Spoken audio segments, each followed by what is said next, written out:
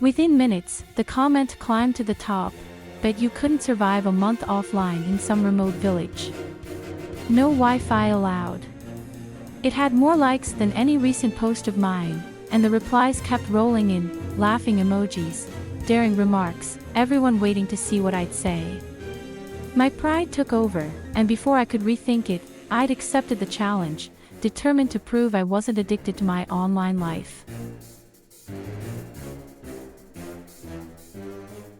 When I arrived, the village was picture perfect, with cobblestone streets, old cottages, and rolling green hills. But the charm wore off as soon as I realized my phone was as good as dead. No Wi-Fi, no signal, just the quiet buzz of insects and the chatter of villagers who didn't even know what an influencer was. Days dragged. I kept checking my phone out of habit, feeling the phantom buzz of notifications that weren't there. I wanted so badly to share, to post, to prove I hadn't just vanished. Alone in my little cottage, I felt this nagging emptiness creep in. Without my online world, I felt like I barely existed.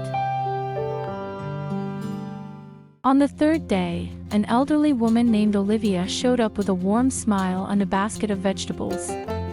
She invited me to help her prepare for an upcoming festival, sensing, I think, how out of place I felt. At first, I only half listened, my mind drifting back to my phone, my followers, my city life. But Olivia had a way of slowing me down, showing me how to weave garlands, grind spices, and savor each step as we worked.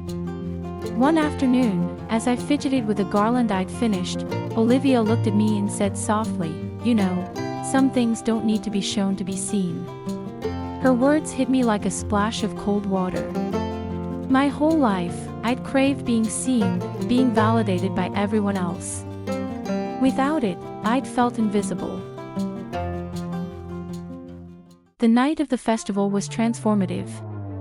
The square filled with music and laughter as villagers danced and shared food under a string of lights. I let myself get swept up in it all, laughing, dancing, even singing. For the first time, I felt a joy that wasn't for anyone else to see. It was just real. When the month was over, I returned home to a flood of notifications waiting on my phone, but I barely felt the need to open them. I posted a single picture from the village, a garland I'd made with Olivia, bright and beautiful. I didn't check for likes or comments. Sitting there, I realized I didn't need them. The people who mattered most in the village cared about who I was, not how I looked or how many followers I had. That night, I went to bed feeling a calm I hadn't felt in years. I knew I could carry this change with me, that I didn't need anyone else's approval to feel whole.